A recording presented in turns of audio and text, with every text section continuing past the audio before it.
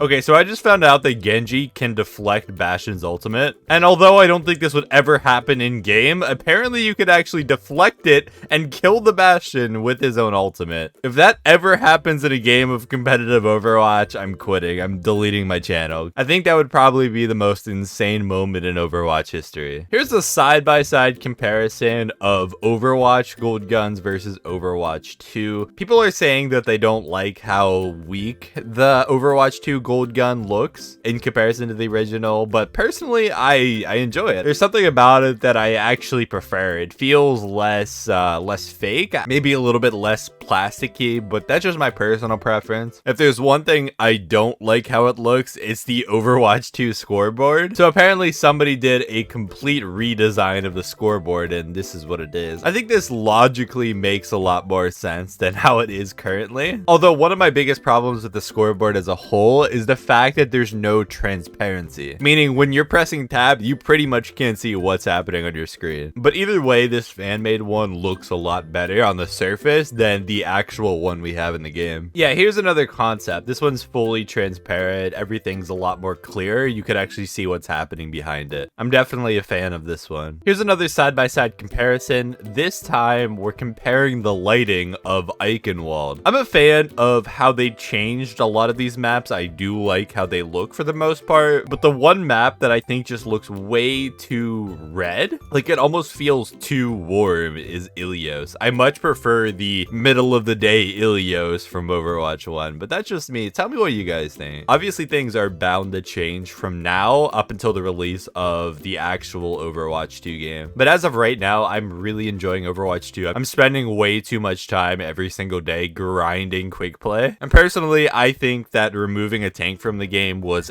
absolutely necessary for the long-term competitive success of Overwatch. To me, it truly does feel like Overwatch was meant to be played 5v5. It's much faster pace. Supports can't just, dump their heals into tanks all day. DPS have to take off angles and go for mini flanks. They don't just get inherent value from sitting in the backline and farming the enemy team's tanks. The game as a whole, for the most part, other than some cosmetic issues and like a general overall lower FPS for most people, I don't have any major complaints whatsoever about Overwatch 2. Also, side note, Sojourn is, in my opinion, the worst DPS in the game right now, other than maybe like Symmetra or some shit. Please buff my girl Sojourn. Thank you. Thank you guys for watching.